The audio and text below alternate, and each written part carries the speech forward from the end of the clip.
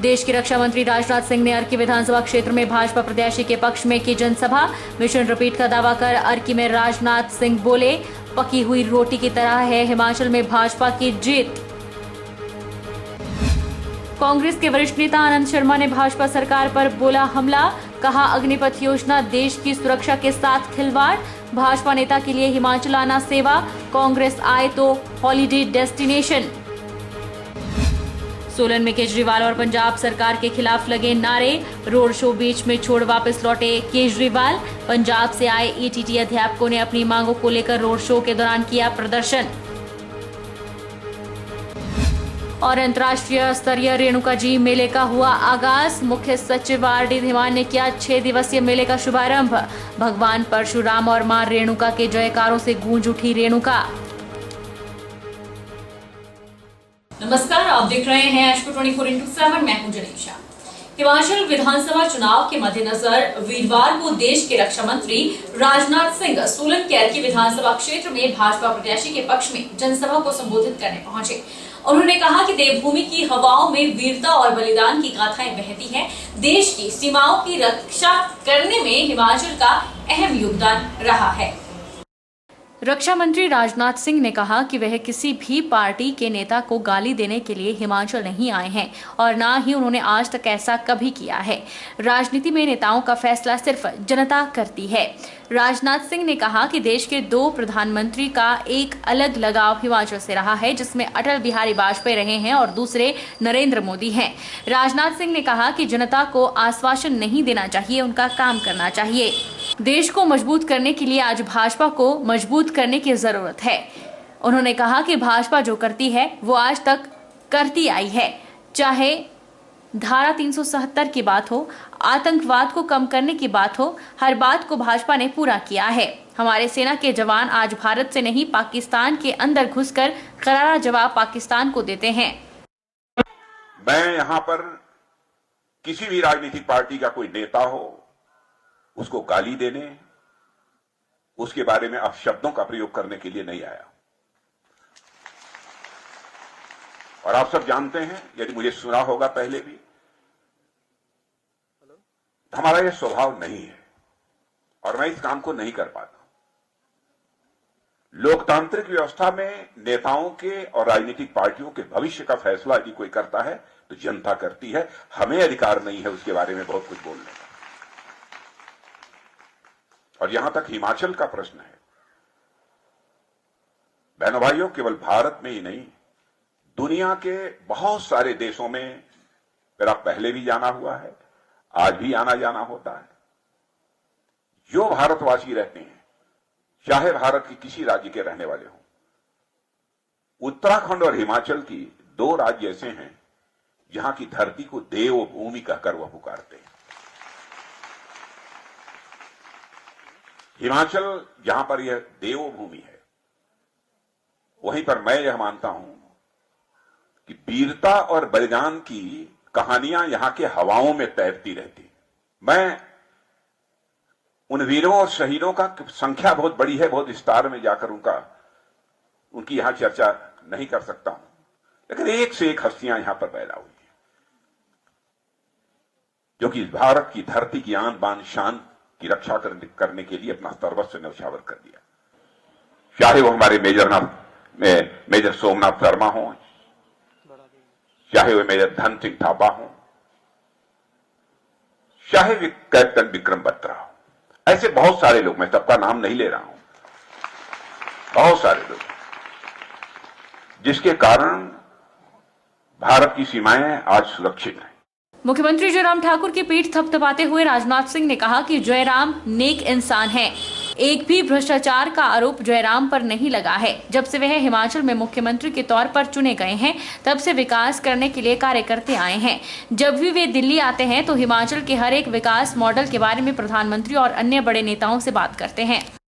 लोग ये कहते थे साहब यहाँ के लोग रोटी पलटते हैं, जैसे कभी उनकी सरकार कभी उनकी सरकार। 37 साल में यही हुआ है। लेकिन बहनों भाइयों, अब वो पहले वाली रोटी नहीं है, ये पकी हुई रोटी है। पकी हुई रोटी को पलटा नहीं जाता।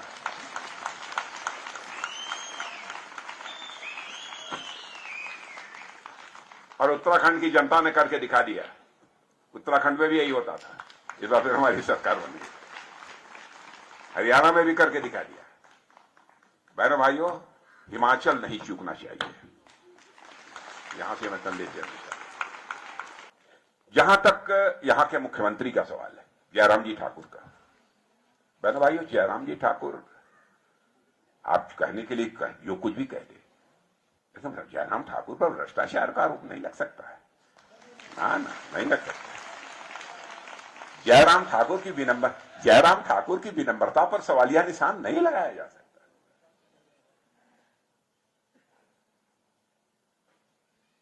एक आध दो लोग मिले कहता थोड़ा सा ये कर दिए होते ज्यादा अच्छा था। अरे मैंने कहा कोई भगवान थोड़ा है भाई, मुख्यमंत्री हैं, इतना किया है, एक बार और अवसर दो तो करके दिखाएंगे वो भी। एक नेक इंसान है, भ्रष्टाचार का आरोप तो नहीं लगा ना उनके ऊपर, क्यों नहीं उनको मुख्यमंत्री बनना चाहिए। कांग्रेस के वरिष्ठ नेता आनंद शर्मा ने शिमला में पत्रकार वार्ता के दौरान केंद्र सरकार और भाजपा पर हमला बोला। उन्होंने कहा कि आजादी के बाद सबसे बड़ी बेरोजगारी दर हिंदुस्तान में है। बेरोजगारी, महंगाई चरम पर है। केंद्र सरकार की महंगाई और बेरोजगारी को लेकर केंद्र सरकार की जवाबदेही बनती है। कांग्रेस के पूर्व केंद्रीय मंत्री एवं कांग्रेस के वरिष्ठ नेता आनंद शर्मा ने कहा कि अग्निपथ योजना में भर्ती हुए लोगों को 4 साल बाद कुछ नहीं मिलेगा। देश की सुरक्षा सेना करती है। हिमाचल में 2.5 लाख पूर्व सैनिक हैं।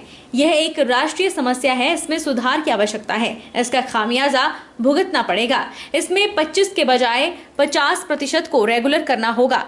उन्होंने कहा कि आज देश को पीछे ले जाने वाले निर्णय हो रहे हैं। महंगाई दर 7.4% है। इसका जवाब केंद्र सरकार को देना होगा।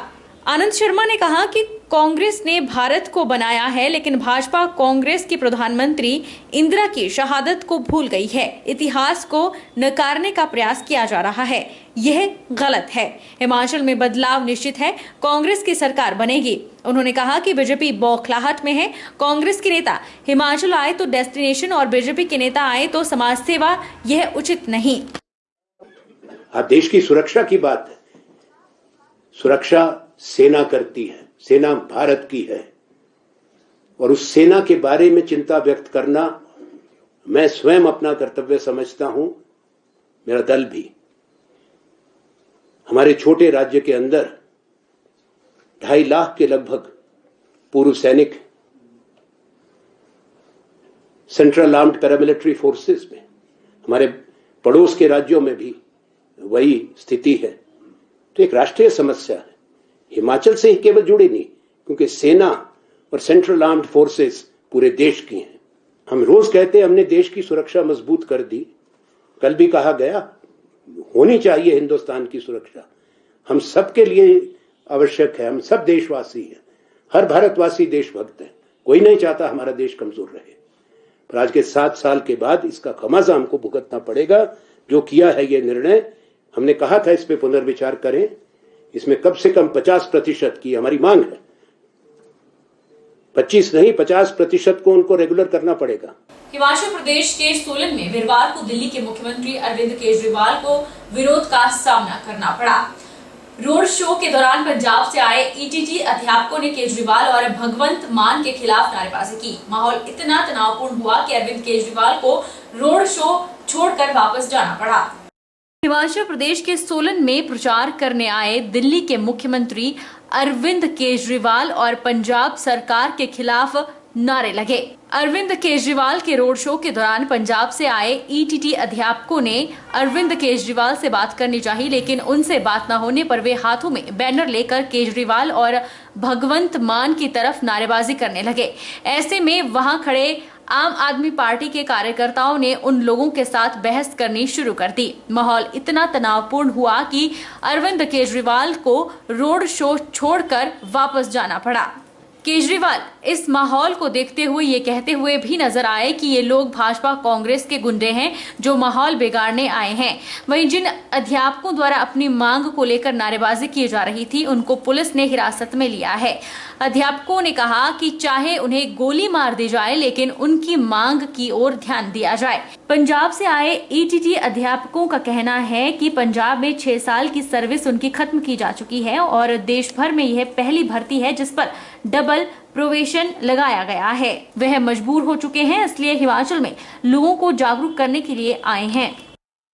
हम शरीफ लोग हैं, हम ईमानदार लोग हैं, हम देशभक्त लोग हैं। हम दूसरे के रैलियों में जाके गुंडागर्दी नहीं करते।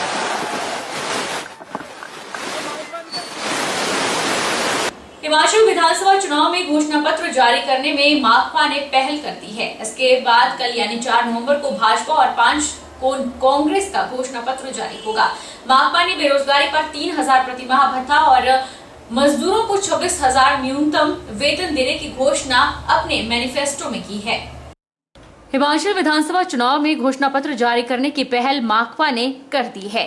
सीपीआईएम ने अपने घोषणा पत्र में हिमाचल को पुनर्विशेष राज्य का दर्जा दिलाकर विशेष आर्थिक पैकेज को बहाल करना, चंडीगढ़ से राज्य का 7.19% हिस्सा लेना, प्रदेश के जंगलों की रक्षा के लिए केंद्र से 1,000 करोड़ रुपए का मुआवजा लेना, बिजली उत्पादन में 10% प्रति यूनिट के हिसाब से रॉयल्टी दिलवाना, प्रदेश की नदियों के पानी को संसाधन के रूप में विकसित करने के लिए विशेष ग्रांट लेना, सीमेंट और दूसरे उद्योगों पर निर्यात शुल्क लगाना, पर्यटक स्थलों को विकसित करना, हर रोजगार के साथ सामाजिक सुरक्षा को शामिल करने जैसी घोषणाएं मैनिफेस्टो में की गई है कि न्यूनतम समर्थन कमीशन के आधार पर मिलना चाहिए।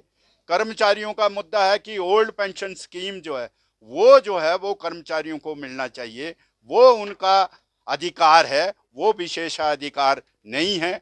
इसके अलावा जो नौजवानों का मुद्दा है कि हिमाचल प्रदेश के अंदर 63,000 वेकेंट पोस्ट है, उनको जो है नियमित रूप से भरे और सरकारी जितनी भी नौकरियां हैं उसका निजीकरण ना हो, आउटसोर्स ना हो, वो जो है वो सरकारी उससे नियमित भर्ती हो, स्थायी रोजगार जो है मिले। इसके अलावा जो मजदूरों को न्यूनतम दिहाड़ी 26,000 रुपये जो है वो होनी चाहिए और वो जो है वो प्राइस इंडेक्स से जो है वो जुड़नी चाहिए। इसके अलावा हम बेरोजगारों को 3,000 रुपये प्रति माह जो बेरोजगारी भत्ता है उसकी भी मांग करते हैं और इसके साथ साथ जो हिमाचल प्रदेश के विशेष राज्य का दर्जा है वो भी हिमाचल को मिलना चाहिए और उसके जो हिस्से है चंडीगढ़ से 7.19% वो भी मिलना चाहिए। तब हिमाचल प्रदेश की अर्थव्यवस्था जो है वो मजबूत हो सकती है। रुकेंगे एक छोटे से ब्रेक के लिए।